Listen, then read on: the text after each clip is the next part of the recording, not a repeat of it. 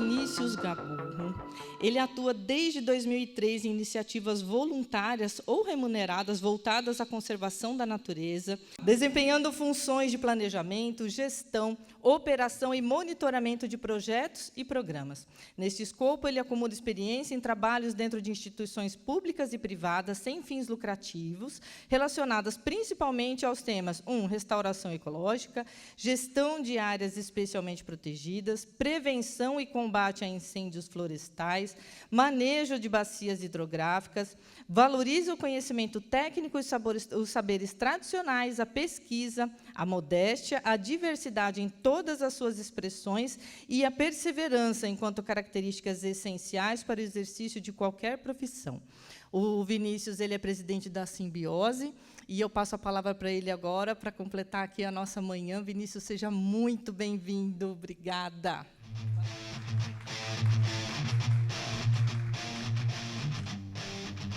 Bom dia de novo, gente. Bom, já fui apresentado. Então,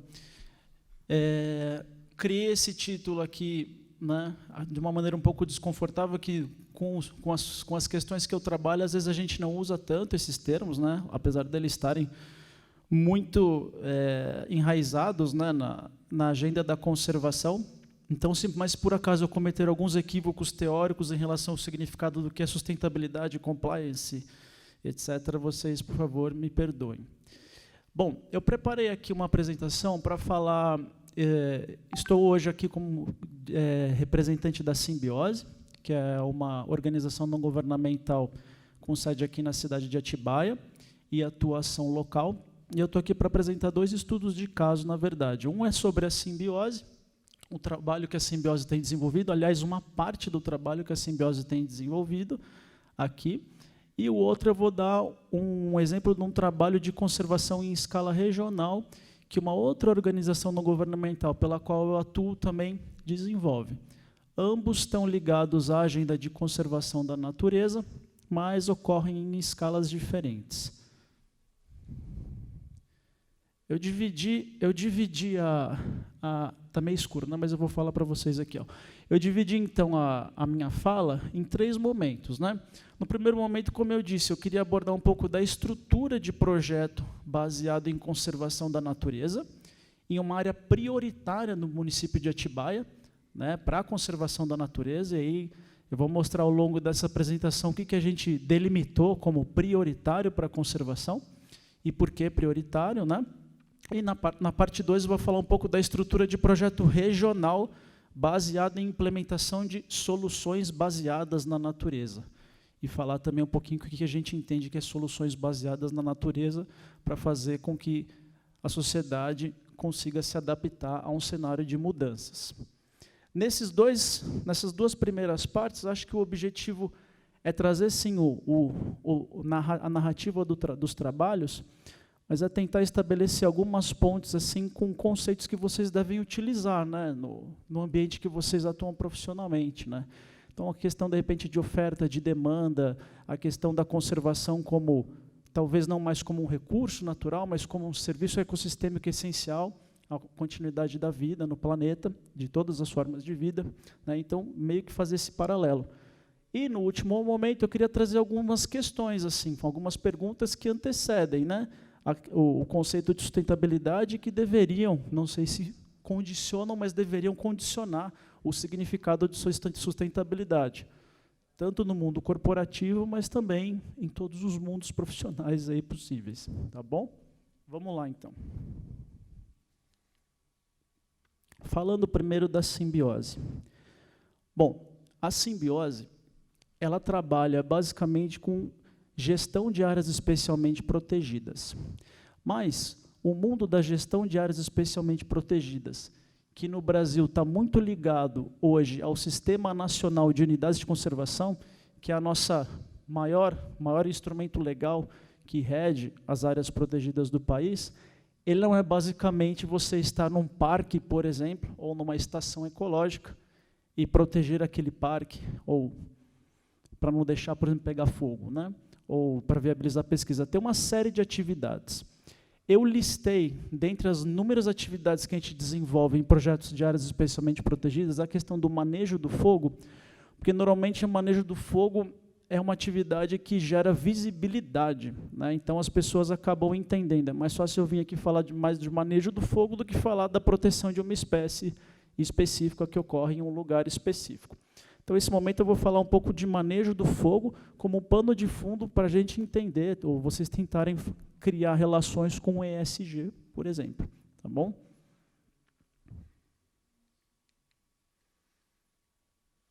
Valeu. Você que fez, né? Obrigado.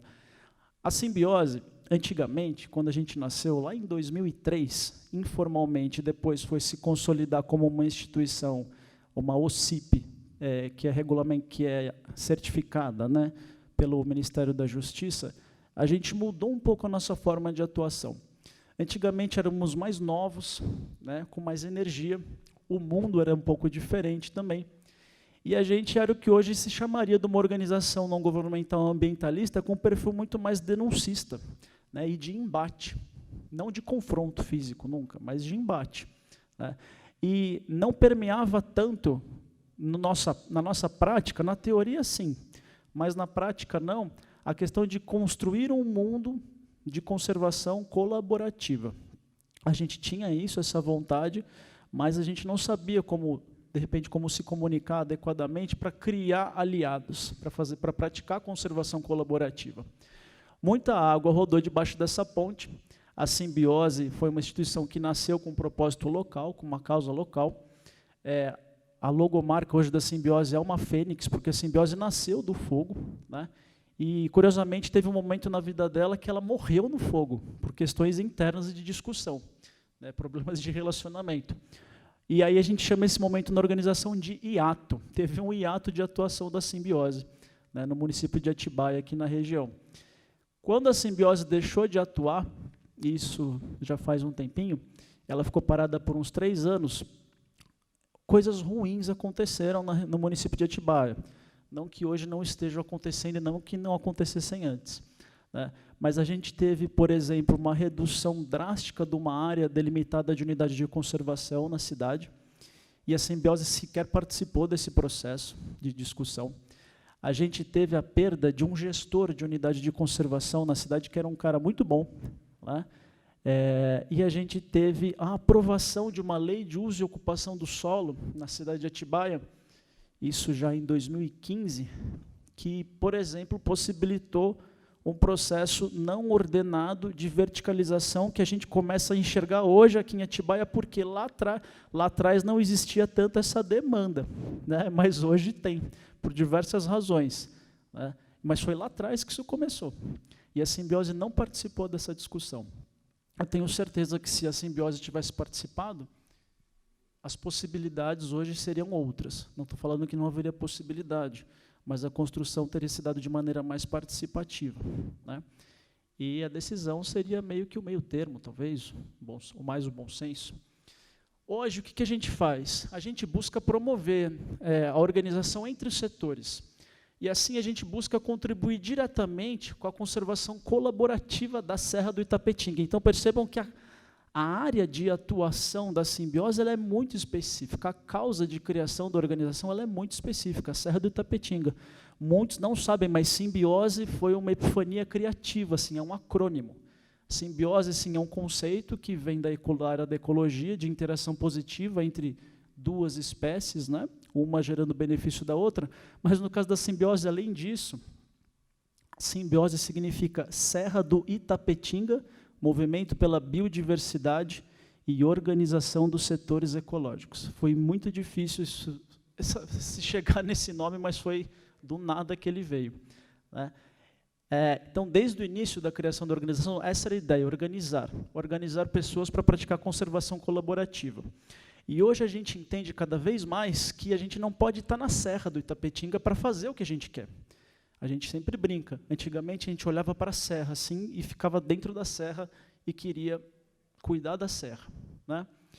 Mas aí a gente foi subindo a serra, chegou no ponto, no alto da Pedra Grande, olhou a cidade, tinha mudado tudo, né? E a serra estava ameaçada, e continua ameaçada por conta disso. E aí o que a gente resolveu fazer? Descer a serra.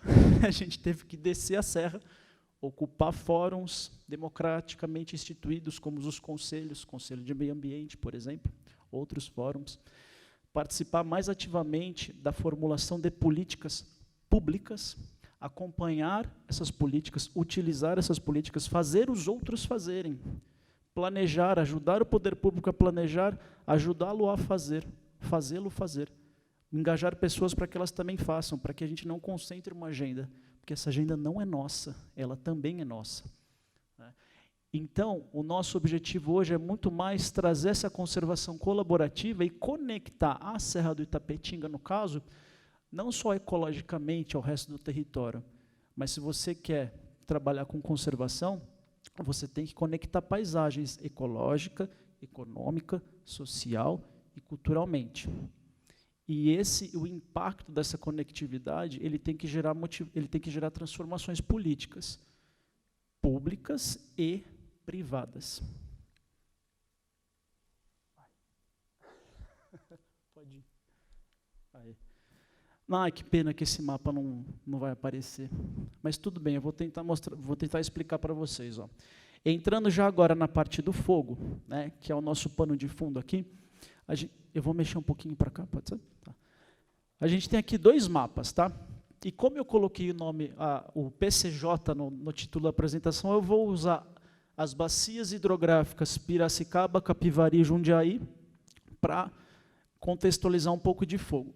Esse mapa da esquerda, vocês estão vendo, ele tem, dentro da delimitação da bacia PCJ, da bacia hidrográfica, portanto, ele tem a frequência de incêndios florestais e queimadas que ocorreram nessa região entre 1985 e 2020, ou seja, 35, 36 anos aí de histórico de fogo.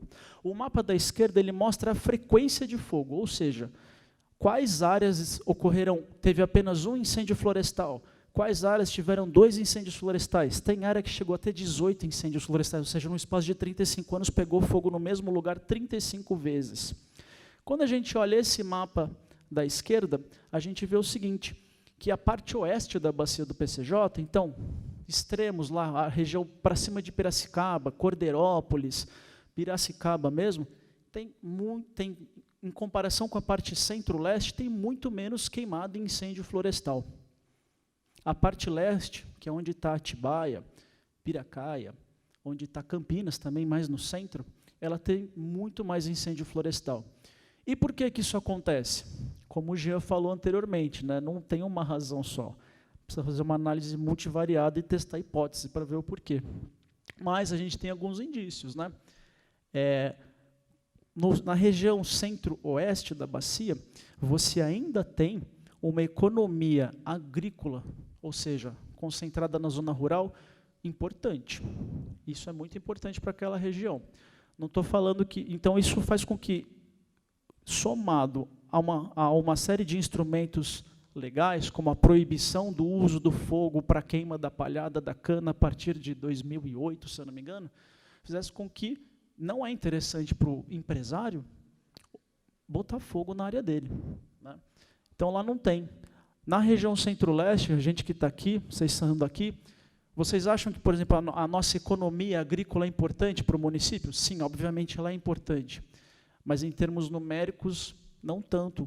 Eu costumo falar que é uma economia residual. Né? Ela está acabando. E quando você tem um município com área rural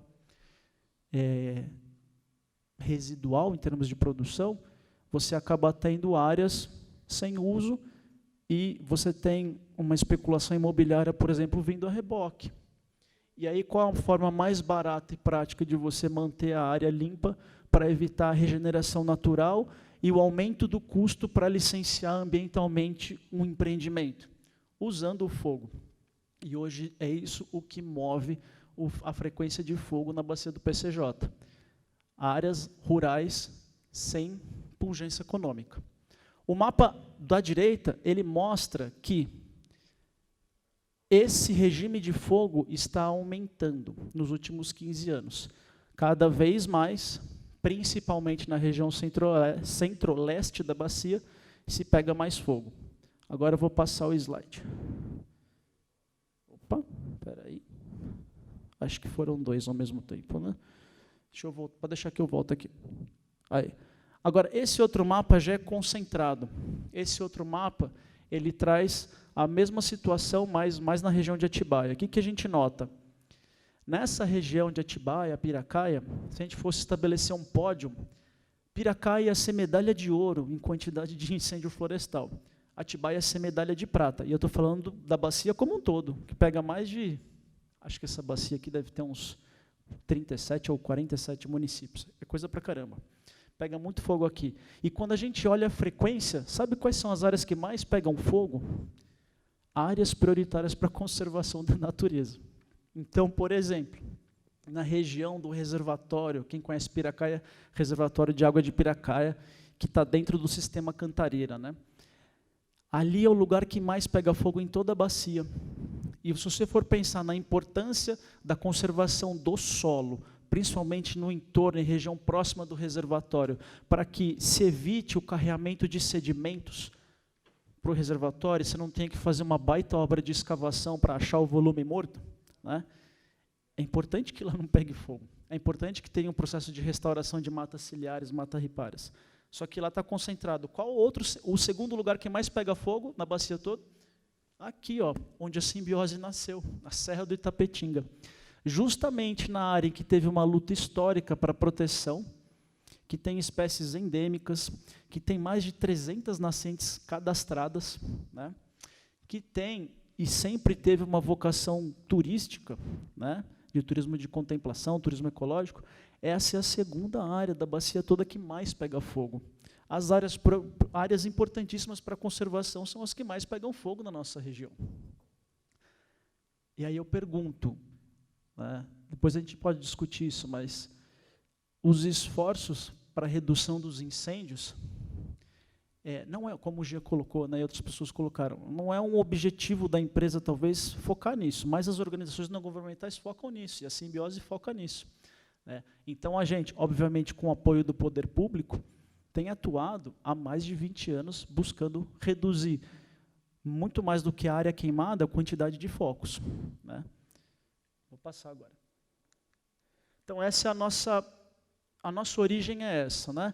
Lá na década de 80, ainda éramos muito pequenos, mas fomos motivados por um movimento coletivo e colaborativo da sociedade civil para proteger a serra. A gente nasceu disso. Eu botei aqui na apresentação, depois vai ficar disponibilizado alguns links para vocês acompanharem, se quiserem conhecer um pouquinho mais. Quando a gente volta a atuar agora, em 2017, eu vou colocar, né, que a gente teve aquele ato. O que a gente encontra? Aqui, a gente fez um mapeamento. Você tem até que bastante instituições públicas, privadas, né, querendo, de alguma maneira, reduzir a quantidade de área queimada na Serra do Itapetinga e no entorno, só que cada uma, como mostram as flechinhas ali, está apontando para um lado.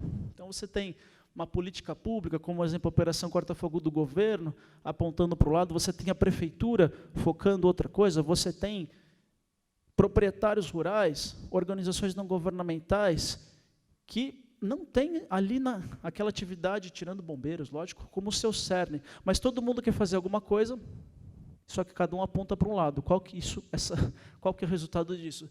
Serra queimada, né? Então, essa foi a nossa linha de base, que eu chamei disso, linha de base. Quando a gente voltou a atuar em 2017, era esse o cenário que a gente vislumbrava na Serra do Itapetinga. E pensamos, como fazer para mudar isso, né?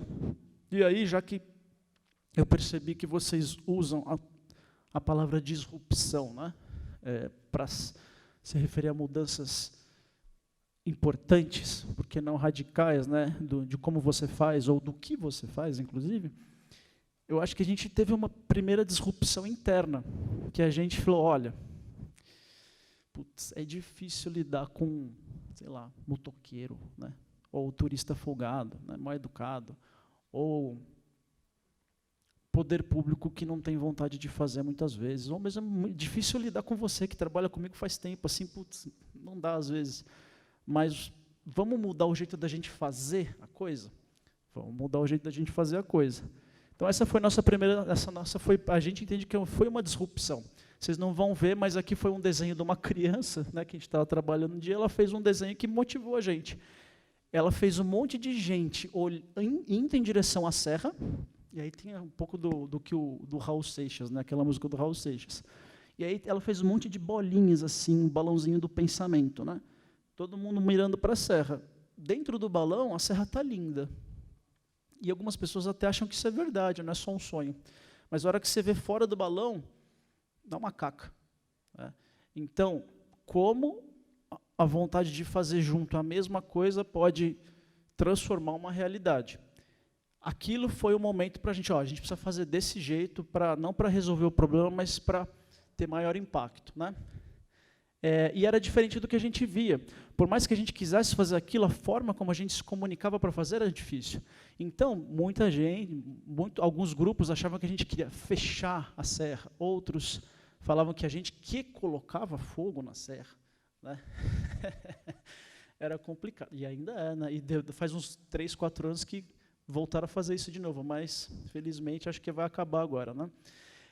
Ou vai melhorar. Assim, mas era isso que acontecia. Então, a gente falou, olha, é diferente do que a gente precisa fazer dessa maneira.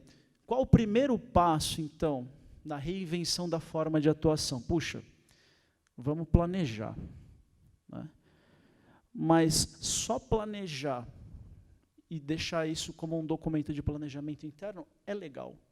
Mas planejar e fazer com que esse planejamento seja bem feito e vire uma política pública é melhor ainda.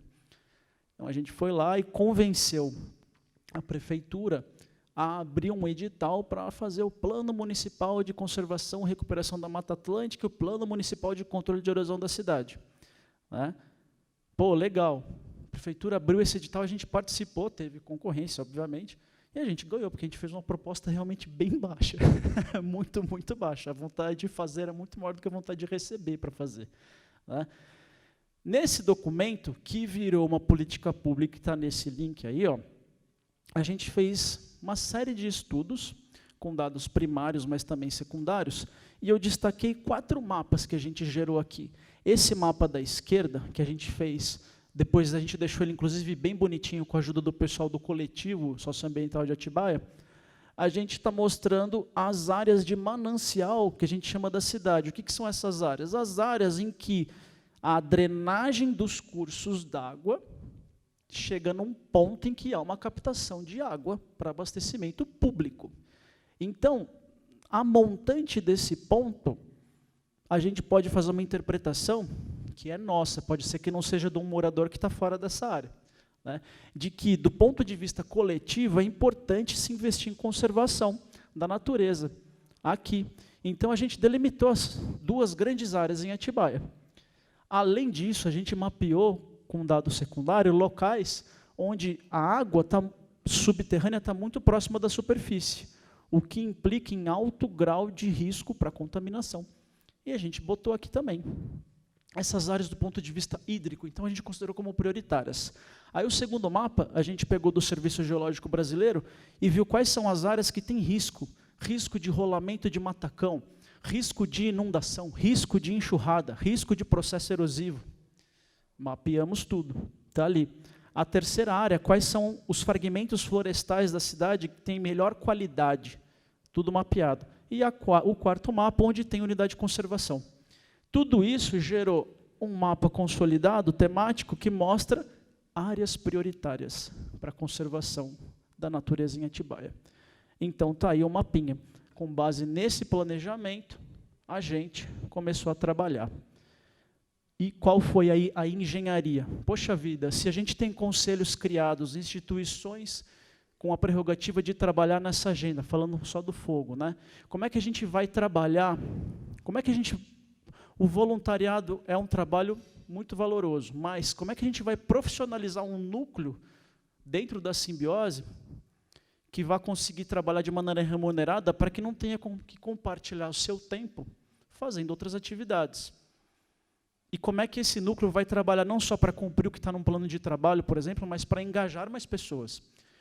A gente articulou novamente e voltou a ter a possibilidade da prefeitura abrir editais para fazer a gestão de áreas especialmente protegidas. No caso aqui, eu estou falando do Parque da Grota Funda.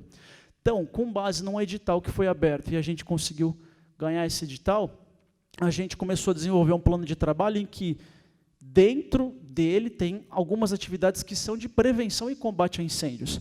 E para a gente fazer a prevenção com maior eficiência, a gente precisou envolver sociedade civil, Conselho Municipal de Defesa do Meio Ambiente, organizações estaduais, organização pública municipal.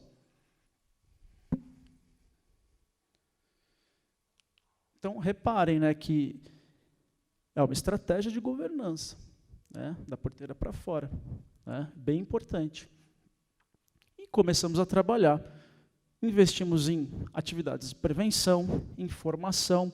Aqui a gente está formando pessoas de um assentamento rural que começaram a ter problema de incêndio. Aqui, campanhas publicitárias vinculadas, operações de combate, comunicação das operações de combate, relatórios de todas as operações de combate que a gente gera com área queimada, quanto de vegetação queimou nativa, quanto de vegetação exótica, quando aconteceu, quem trabalhou, tudo isso gera um relatório, e isso vira o quê? Um boletim que entra na plataforma, hoje um DOC da prefeitura, gera um número, o dado está lá, gera estatística e, no caso também, tem apuração de denúncia, né? Então, é um processo, e esse processo tem funcionado. Olha o resultado aqui, ó, de 4 anos, né? 6 anos, desculpa, né? 6 anos já. Quando a gente reiniciou os trabalhos, em 2017, queimou 829 hectares na região da Serra do Itapetinga e em torno. Isso para a Mata Atlântica é muita coisa. Isso no Cerrado é um incêndiozinho pequeno, 829 hectares. Mas na Mata Atlântica a gente teve, é muita coisa. E aqui, ó, coloquei um dos indicadores de eficiência que a gente usa. O nosso tempo de resposta mínimo para chegar nos incêndios que a gente teve que combater foi de 104 minutos, ou seja, a gente demorou mais de 1h40 para chegar, na média, para combater o incêndio. Aqui a gente conseguiu combater 21 incêndios. Agora vamos lá para 2021 ali, ó, tá mais novo ainda, né? Aqui 21 incêndios, 829 hectares ali, 89 incêndios combatidos, a gente aumentou a nossa capacidade de combate com investimento mínimo, com profissionalização de um núcleo que pensa direto no trabalho da simbiose, prevenção e combate a incêndio. Só que queimou quanto? 200 e pouquinhos hectares. Ali tem uma curva que mostra a redução. Como base de dados é tudo, a gente falou, nossa, que legal, né? Reduziu mais de 4 vezes a área queimada. Mas aí a gente começou a olhar os dados com maior detalhe agora e a gente viu o seguinte, está queimando muito menos, mas, se a gente for pensar numa perspectiva de mudanças queimando muito menos, nessa região que a gente trabalha, né? No resto não tanto. Mas, se a gente for olhar os dados, o que eles mostram? Que está queimando menos, mas, proporcionalmente, está queimando mais floresta. Falei, caramba, por quê que está queimando mais floresta e está queimando muito menos, a gente aumentou a eficiência? Porque, num cenário de adaptação a mudanças climáticas, você tem que...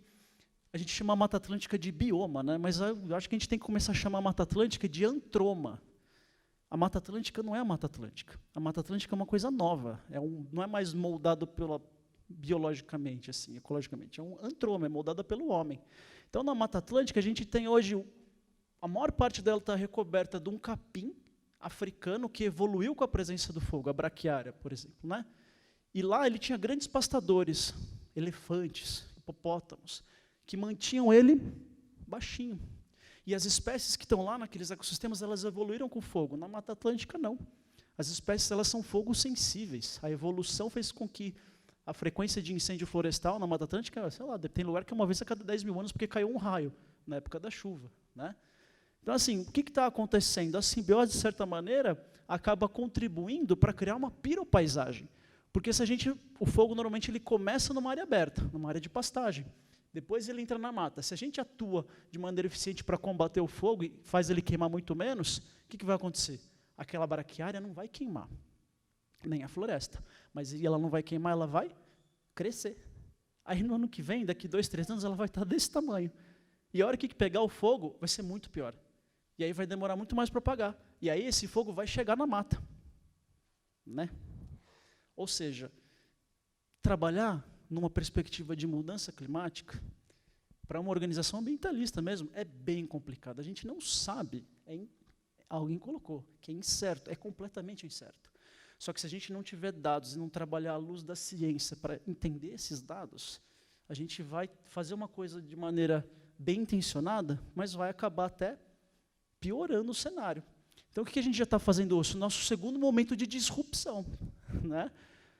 Por quê? Ó, vou só mostrar aqui para vocês que o mapa está ruim, mas aqui é todo o município de Atibaia e o histórico de incêndios na região. Aqui são incêndios novos, aqui na região da Serra, tudo que tiver mais verdinho é incêndio que entrou em floresta. Tem mais incêndio entrando em floresta, não é muito, mas está uma tendência de aumento. O que a gente tem que fazer? Nossa segunda disrupção na simbiose. A gente vai ter que entender, a gente já entende, mas o mais difícil é explicar para as pessoas, sem elas acharem que a gente está botando fogo, porque a gente precisa botar fogo. A simbiose precisa botar fogo e fazer os outros botarem fogo. Na Mata Atlântica, mas do jeito certo, planejado, na hora certa, que é na estação úmida, para quê? Para que o capim se mantenha num nível de material combustível que não aumente o risco dele entrar na floresta. Se você põe o fogo na hora certa, o dano à biodiversidade é pequeno. A gente ainda não sabe muito bem isso, mas a gente acredita que seja bem menor. Agora, e o carbono, mudanças climáticas, e o carbono que vai para a atmosfera? Poxa, se vocês repararem, pegar o fogo no capinzal, daqui 2 anos, 3 anos, o capim está do jeito que ele estava. O que isso quer dizer? Carbono. Ele perdeu carbono quando queimou. Daqui 2 anos ele está com a mesma quantidade de carbono. E a floresta? Sem falar de biodiversidade, só falando de carbono. E a floresta? Se entrou fogo na floresta, o carbono que foi emitido ali não volta. Biodiversidade, então, nem se fala. Olha, eu trabalho com restauração ecológica, se eu tivesse 1 milhão de dedos, eu precisaria de um só, no máximo 10% disso, para mostrar os projetos de restauração ecológica que realmente restauraram todos os serviços ecossistêmicos que a floresta tinha. Então, assim, o fogo não pode entrar na floresta. Às vezes vale a pena queimar a Mata Atlântica, onde não tem floresta. Inclusive para reduzir o risco dos projetos de restauração. A hora que a gente for falar isso assim para as pessoas, elas não vão entender. E vai demorar um tempo. Então, o ritmo de mudança é muito lento. É muito lento. E talvez essa velocidade não seja compatível com a demanda que a gente tem de mudar. Para mudar. Opa, aqui. Então, nesse slide eu ia falar exatamente isso, né? Acho que talvez uma disrupção para nós seja essa, sim. E as empresas elas têm que ser ambiciosas nesse nível, sabe? Na minha opinião. Hoje a gente quer preparar a sociedade para conviver cada vez de maneira menos traumática com o fogo. E isso implica numa mudança de hábito interno e num esforço de convencimento e numa associação com especialistas que são melhores do que nós, inclusive, né? É complexo. E num processo de conservação colaborativa, é muito legal você fazer de maneira participativa, envolvendo cada vez mais pessoas, porque o processo às vezes vale mais a pena que o resultado. Então, a gente atua muito no quê? Como é que a gente faz para aumentar a oferta, a disponibilidade de água?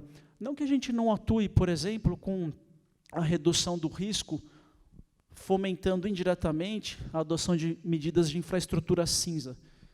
Desassoreamento de um reservatório é uma medida de infraestrutura cinza que visa aumentar a segurança hídrica. Mas o que a gente foca mesmo é isso, na infraestrutura verde, nas soluções baseadas na natureza. E é complicado convencer, fazer as pessoas entenderem. Só com essa equalização é que a gente consegue ter um cenário de segurança. E como é que a gente imagina isso? Se isso for uma bacia hidrográfica, você tem os centros consumidores e os centros produtores de água. A gente só consegue trabalhar com equalização da oferta se a gente tiver investimento onde tem água. Então, a gente precisa de um mecanismo financeiro que arrecada e destina recursos para a conservação das bacias. A gente precisa de um mecanismo de governança que permite o planejamento conjunto e a tomada de decisões. E, às vezes, esse conjunto influencia a tomada de decisões, não acontece. Depende da escala. Numa escala, quando você vai lidar com Sabesp, por exemplo, é bem mais difícil. Mas, quando a sua célula de planejamento é um município, e de atuação é um município, e você atua para que os municípios se fortaleçam, você ganha, inclusive poder de barganha para falar com o Sabesp. O comitê deveria funcionar para isso. Cada vez mais tem funcionado, né? E, além disso, você precisa do mecanismo de gestão, uma instituição executora mesmo, que vai lá e banca as ações que são planejadas. Então, quando você tem um repasse de recursos monetários, não monetários, para as áreas produtoras, chegando no produtor rural, por exemplo, você tem a chance de ganhar infraestrutura verde. Opa. Não? Foi. A gente chama aquele modelo de fundos de água, e é um modelo que tem sido replicado em vários lugares do mundo. Aquele modelo, não coincidentemente, ele tem uma razão, uma correlação de gênese com a política brasileira de recursos hídricos, que é a política dos comitês, né, que é uma política descentralizada. Não é exatamente igual, né, inclusive, principalmente na questão da governança, mas é semelhante, né. Hoje a gente tem mais de só a TNC, né, uma série de modelos de projetos de fundo de água distribuídos no mundo, certo? E esse, eu faço rapidinho, é o ciclo dele. Então, você tem uma análise de viabilidade, uma análise de implementação e espera-se de maturidade em que quem trabalhou para desenvolver passa a ser desnecessário, porque você fica também sempre fomentando, quer dizer que o modelo não se sustenta, né? E aqui, por exemplo, na região do Sistema Cantareira, a gente tem um modelo. E a gente fez uma modelagem que a gente notou que, se a gente quisesse reduzir drasticamente a quantidade de sedimento que chega nos reservatórios do Sistema Cantareira, para deixar mais barato o custo de manutenção e aumentar a disponibilidade de armazenamento de água nesses reservatórios, a gente ia precisar investir só em 4,3% da área total do Sistema Cantareira. É muito pouco e o benefício é muito grande. Investir com o quê? Com restauração, com terraceamento para infiltrar água, com diversificação da fonte de produção, parar de pensar só em pecuária e eucalipto e pensar em florestas produtivas nativas, com saneamento rural. A área que se precisa investir com esse tipo de solução, ela é pequena e o benefício é muito grande. E se a gente for olhar uma perspectiva do Estado de São Paulo, que tem um passivo de mais de 1 milhão de hectares só para restaurar, né? Só para restaurar, hoje a gente tem um passivo, pensando em compliance, de mais de 1 milhão de hectares. A gente pergunta como políticas públicas podem contribuir para que se atinjam escalas de restauração ecológica, saneamento, boas práticas, em bacias hidrográficas prioritárias. Aí que vem uma resposta que eu vou concluir lá na frente. Quando a gente olha... Quando a gente olha esses gráficos, a gente vai ver o quê, né? Do total que a gente mapeou, projetos ocorrendo dentro de políticas públicas, então, Programa Nascentes de Restauração, FEHIDRO, Fundo Estadual de Recursos Hídricos e outros, a gente tinha até, quando eu fiz esse trabalho, acho que era 2020, ali para 2021, 2.300 hectares em processo de restauração, ou que já tinha sido investido, ou que estava sendo investido recurso para isso. Aí, quando você olha assim, isso aí é compensação de licenciamento, né? 19% era. Em 81% das vezes, tinha um fundo de água atuando de maneira conjunta. Como? Por exemplo, quando a TNC consegue, outras instituições conseguem mobilizar empresas, e é uma adesão voluntária, certo? Nesse caso, não é uma coisa mandada, né? E as empresas investem junto, a gente consegue contratar empresas para achar proprietários rurais que queiram aumentar a disponibilidade de água, que queiram restaurar suas matas, né?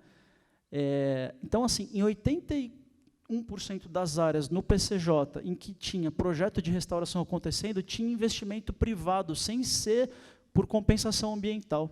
investimento voluntário. Quando você não tem essa somatória de esforços, fica só no compliance, normalmente a escala seria muito menor.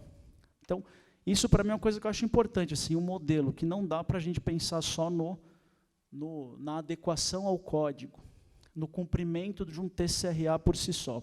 Tem muito mais dinheiro que entra de investimento e que não está na conta, né?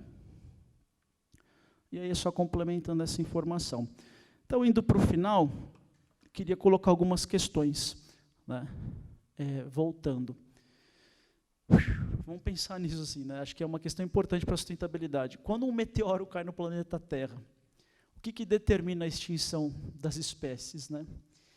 É o acaso? Aqui foi. É o acaso ou é a capacidade adaptativa? É o acaso, porque é um evento de extinção em massa. Se cai um meteoro, como já caiu algumas vezes na Terra, não foi só o meteoro que causou a extinção em massa, mas quando se cai um meteoro, não vai ser a capacidade de adaptação que vai fazer com que as espécies perseverem, né? Vai ser o acaso, dependendo do lugar que ele caiu, enfim, é isso. Mas e quando é o ser humano responsável pelo evento de extinção em massa, né? Não é o acaso, né? E assim, o mundo passou por 5 grandes períodos de extinção em massa, momentos. Tem estudos agora que mostram, isso é polêmico, mas que faz 50 mil anos que começou um outro evento de extinção. O primeiro motivado por uma espécie. Então, percebam que o que está acontecendo agora não é culpa só da mudança climática, né? O que motivou as primeiras extinções em massa desse ciclo de extinção em massa foi a caça. Na América do Sul, se eu não me engano, a extinção em massa começou uns 50, 40 mil anos, quando os homens chegaram da Ásia para cá. E começou um período de extinção em massa. Normalmente, quem é extinto, quais espécies são extintas primeiro? As espécies que têm uma baixa capacidade reprodutiva, ou seja, os grandes mamíferos, né? Os elefantes, acho que tinha umas 4 espécies de elefante, até pouco tempo atrás. Só tem uma agora que está em extinção, se eu não me engano, 1 ou 2, acho que uma, né? Então, assim, é a primeira vez que está ocorrendo um momento de extinção em massa que não é o acaso. E percebam que, se fosse o acaso, como já foi 5 vezes, se não fosse esse bichinho que está aí, ó, a picaia, que é um protocordado, não teria ser humano. Mas agora é diferente. Então, e pensando numa perspectiva econômica, quem está ficando com os benefícios e quem está ficando com os prejuízos desse colapso, né? Tem a teoria que mostra que quem fica com os prejuízos é quem não é rico, e isso é verdade. Então, o capitalismo consciente e transformador, ele equaliza essa tragédia de comuns? É uma pergunta que eu faço a vocês. Eu acredito que não. Mas isso não quer dizer que a gente não tenha que se adaptar, lutar para se adaptar de maneira mais justa. Os direitos de seres humanos deveriam ser estendidos às demais espécies? Isso é outra questão super polêmica, que os nossos direitos que a gente cria, eles ainda não se estendem às demais espécies, né? E, por último, os mecanismos compensatórios. Aí, pensando na lógica que move o dinheiro que faz a conservação em grande escala no mundo hoje. São mecanismos compensatórios. Esses mecanismos compensatórios de financiamento da restauração, de conservação da natureza, eles conscientizam e transformam a sociedade, ou eles são um blefe da nossa sociedade capitalista quanto ao seu próprio futuro? Então, até que ponto a gente consegue? A nossa lógica de trabalhar o investimento na conservação do planeta que é uma lógica, na maior parte, compensatória. Então, licenciamento ambiental, né, por exemplo. Isso, de fato, está preparando o nosso mundo, a gente, para seguir no mundo de uma maneira mais justa, com uma capacidade adaptativa? São grandes questões que deveriam condicionar a sustentabilidade. Hoje parece que não, não é? Concluindo,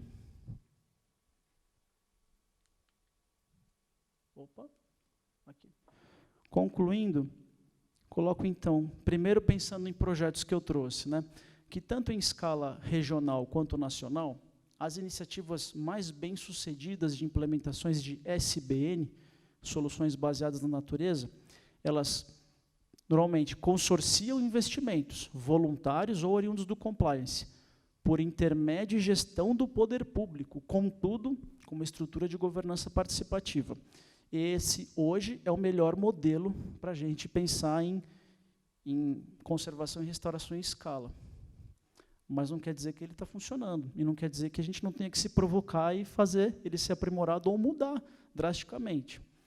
E 2, nesse ponto, que precisa ocorrer cada vez mais equivalência de importância entre investimento em centro consumidor de recursos ou de serviços e centro produtor. Então, é importante investir na água lá na ponta, é importante investir em redução da quantidade de focos lá onde tem floresta. E sair um pouco dessa lógica de estar ali onde investir onde os olhos veem, porque é onde as pessoas estão, né? Às vezes, perto da cidade, não vai fazer tanta diferença do ponto de vista da conservação e da persistência do ser humano. E, por último, uma frase clássica, que é para a gente pensar a questão da sustentabilidade, é assim: até que ponto o homem mais rico, né, não é aquele cujos prazeres são mais baratos? Então, nesse momento que a gente vive de caos, né, primeira vez, talvez, que uma sociedade inteira, uma sociedade global vai colapsar, várias sociedades já colapsaram, mas é a primeira vez que a gente tem uma única sociedade no planeta, né? E ela parece que está colapsando. Então, até que ponto, nesse cenário, pensando na nossa economia, que é super neoliberal, o homem mais rico não é aquele que os prazeres são mais baratos. E como é que as empresas lidam com essas perspectivas, né? Nesse cenário, o que significa o lucro nessa perspectiva de futuro? O que é o lucro? Dá para mudar a visão de uma empresa sobre lucro? Eu estou perguntando para vocês porque assim, eu não entendo quais são todos os significados do lucro dentro de uma corporação, eu não vim desse mundo. Mas como lidar com isso, né? É isso, gente.